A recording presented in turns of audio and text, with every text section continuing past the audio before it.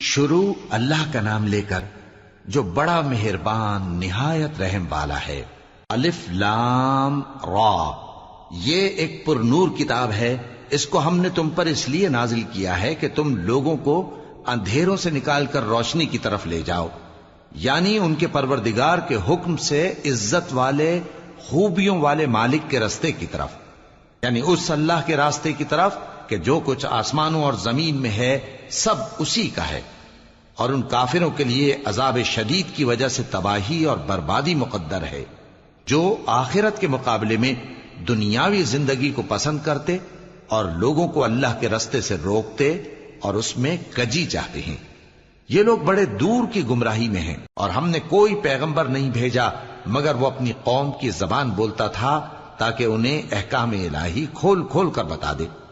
پھر اللہ جسے چاہتا ہے گمراہ رہنے دیتا ہے اور جسے چاہتا ہے ہدایت دیتا ہے، اور وہ غالب ہے، حکمت والا ہے۔ اور ہم نے موسیٰ کو اپنی نشانیاں دے کر بھیجا کہ اپنی قوم کو تاریکیوں سے نکال کر روشنی میں لے جاؤ اور ان کو اللہ کے دن یاد دلاؤ، اور اس میں ان لوگوں کے لیے جو صابر و شاکر ہیں نشانیاں ہیں۔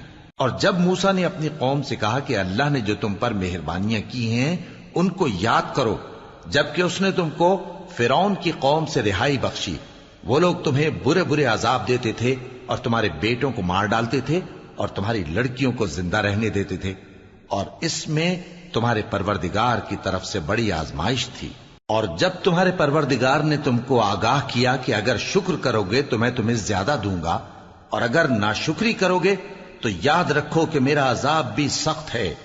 اور موسیٰ نے صاف صاف کہہ دیا کہ اگر تم اور جتنے اور لوگ زمین میں ہیں سب کے سب ناشکری کرو تو بھی اللہ بے نیاز ہے، قابل تعریف ہے۔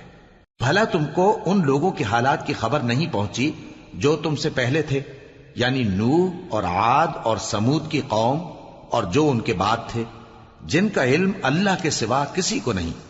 جب ان کے پاس ان کے پیغمبر نشانیاں لے کر آئے تو انہوں نے اپنے ہاتھ ان کے منہوں پر رکھ دیے کہ خاموش رہو، اور کہنے لگے کہ ہم تو تمہاری رسالت کو تسلیم نہیں کرتے، اور جس چیز کی طرف تم ہمیں بلاتے ہو ہم کو اس میں بھاری شک ہے۔ ان کے پیغمبروں نے کہا، کیا تم کو اللہ کے بارے میں شک ہے جو آسمانوں اور زمین کا پیدا کرنے والا ہے؟ وہ تمہیں اس لیے بلاتا ہے کہ تمہارے گناہ بخشے اور ایک مدت مقرر تک تم کو مہلت دے۔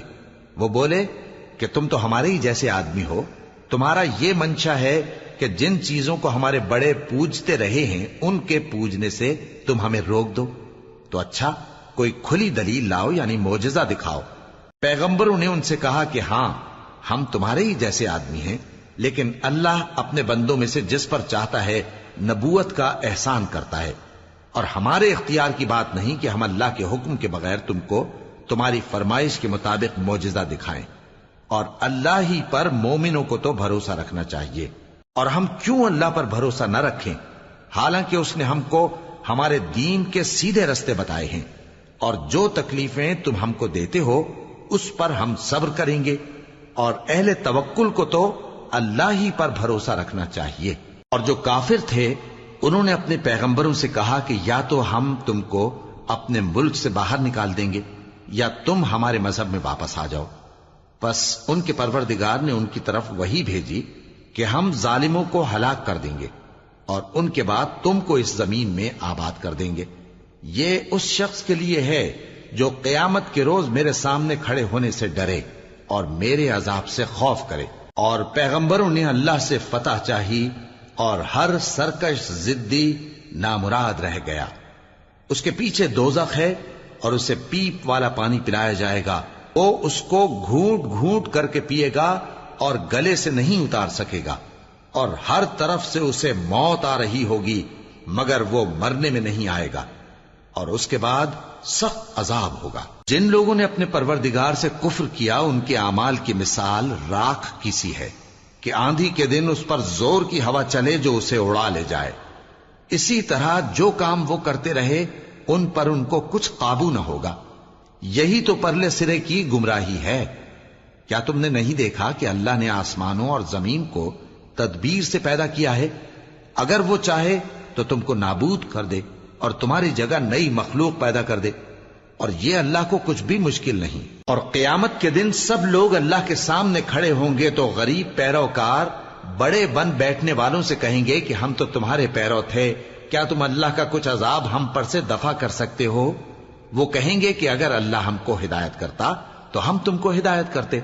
اب ہم گھبراہٹ ظاہر کریں یا صبر کریں ہمارے حق میں برابر ہے، کوئی جگہ رہائی کی ہمارے لیے نہیں ہے۔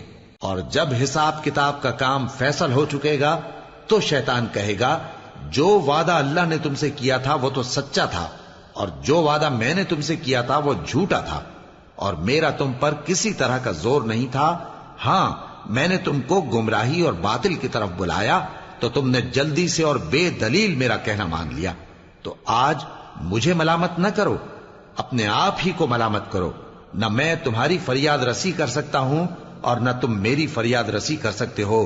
میں اس بات سے انکار کرتا ہوں کہ تم پہلے مجھے شریک بناتے تھے۔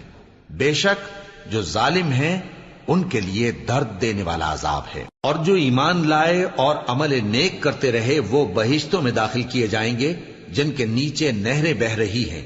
اپنے پروردگار کے حکم سے وہ ہمیشہ ان میں رہیں گے، وہاں وہ ہر ملاقات پر ایک دوسرے کو سلام کہیں گے۔ کیا تم نے نہیں دیکھا کہ اللہ نے کلمہ طیبہ کی کیسی مثال بیان فرمائی ہے؟ وہ ایسی ہے جیسے پاکیزہ درخت جس کی جڑ مضبوط ہو اور شاخیں آسمان میں پھیلی ہوں۔ وہ اپنے پروردگار کے حکم سے ہر موقع پر پھل لاتا ہو، اور اللہ لوگوں کے لیے مثالیں بیان فرماتا ہے تاکہ وہ نصیحت حاصل کریں۔ اور ناپاک بات یعنی غلط عقیدے کی مثال ناپاک درخت کی سی ہے کہ وہ زمین کے اوپر ہی سے اکھیڑ کر پھینک دیا جائے، اس کو ذرا بھی قرار و ثبات نہیں۔ اللہ مومنوں کے دلوں کو صحیح اور پکی بات سے دنیا کی زندگی میں بھی مضبوط رکھتا ہے اور آخرت میں بھی رکھے گا۔ اور اللہ بے انصافوں کو گمراہ کر دیتا ہے، اور اللہ جو چاہتا ہے کرتا ہے۔ کیا تم نے ان لوگوں کو نہیں دیکھا جنہوں نے اللہ کے احسان کو ناشکری سے بدل دیا اور اپنی قوم کو تباہی کے گھر میں لا اتارا، یعنی دوزخ میں، کہ سب ناشکرے اس میں داخل ہوں گے اور وہ برا ٹھکانہ ہے۔ اور ان لوگوں نے اللہ کے شریک مقرر کیے کہ لوگوں کو اس کے رستے سے گمراہ کریں۔ کہہ دو کہ چند روز فائدے اٹھا لو، آخر کار تم کو دوزخ کی طرف لوٹ کر جانا ہے۔ اے پیغمبر، میرے مومن بندوں سے کہہ دو کہ نماز پڑھا کریں، اور اس دن کے آنے سے پیشتر جس میں نہ اعمال کا سودا ہوگا اور نہ دوستی کام آئے گی، ہمارے دیے ہوئے مال میں سے پوشیدہ اور علانیہ خرچ کرتے رہیں۔ اللہ ہی تو ہے جس نے آسمانوں اور زمین کو پیدا کیا اور آسمان سے مے برسایا، پھر اس سے تمہارے کھانے کے لیے پھل پیدا کیے اور کشتیوں اور جہازوں کو تمہارے زیر فرمان کیا تاکہ وہ سمندر میں اس کے حکم سے چلیں، اور نہروں کو بھی تمہارے زیر فرمان کیا، اور سورج اور چاند کو تمہارے لیے کام میں لگا دیا کہ دونوں دن رات ایک ڈگر پر چل رہے ہیں، اور رات اور دن کو بھی تمہاری خاطر کام میں لگا دیا، اور جو کچھ تم نے مانگا سب میں سے تم کو عنایت کیا۔ اور اگر اللہ کے احسان گننے لگو تو شمار نہ کر سکو، مگر لوگ نعمتوں کا شکر نہیں کرتے۔ کچھ شک نہیں کہ انسان بڑا بے انصاف ہے، ناشکرا ہے۔ اور جب ابراہیم نے دعا کی کہ اے میرے پروردگار، اس شہر کو لوگوں کے لیے امن کی جگہ بنا دے، اور مجھے اور میری اولاد کو اس بات سے کہ بتوں کی پرستش کرنے لگیں بچائے رکھیو۔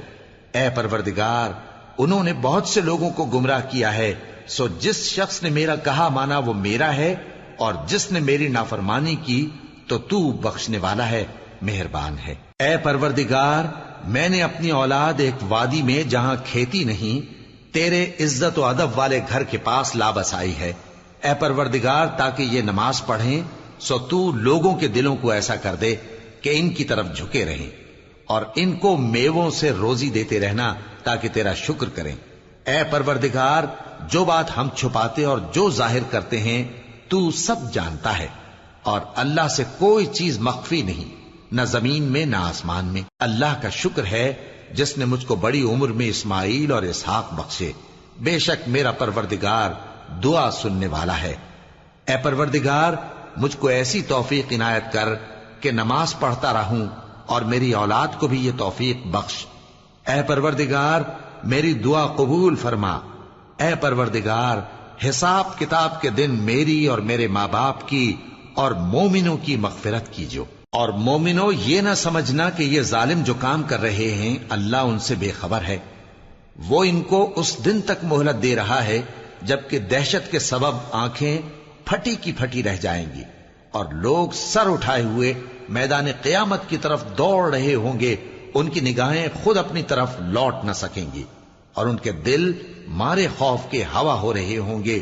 اور لوگوں کو اس دن سے آگاہ کر دو جب ان پر عذاب آ جائے گا، تب ظالم لوگ کہیں گے کہ اے ہمارے پروردگار، ہمیں تھوڑی سی مہلت عطا کر تاکہ ہم تیری دعوت توحید قبول کریں اور تیرے پیغمبروں کے پیچھے چلیں۔ تو جواب ملے گا، کیا تم پہلے قسمیں نہیں کھایا کرتے تھے کہ تم کو اس حال سے جس میں تم ہو زوال نہیں ہوگا؟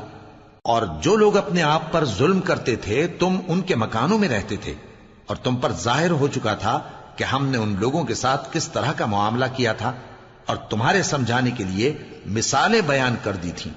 اور انہوں نے بڑی بڑی تدبیریں کی، اور ان کی سب تدبیریں اللہ کے ہاں لکھی ہوئی ہیں۔ گو وہ تدبیریں ایسی غضب کی تھیں کہ ان سے پہاڑ بھی ٹل جائیں۔ تو ایسا خیال نہ کرنا کہ اللہ نے جو اپنے پیغمبروں سے وعدہ کیا ہے وہ اس کے خلاف کرے گا۔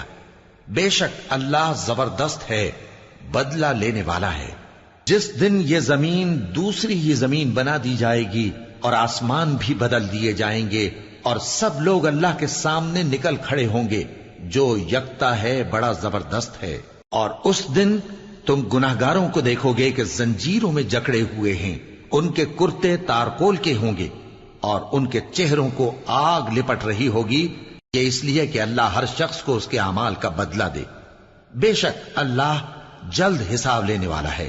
یہ قرآن لوگوں کے نام اللہ کا پیغام ہے تاکہ ان کو اس سے ڈرایا جائے اور تاکہ وہ جان لیں کہ وہی اکیلا معبود ہے، اور تاکہ اہل عقل نصیحت حاصل کریں۔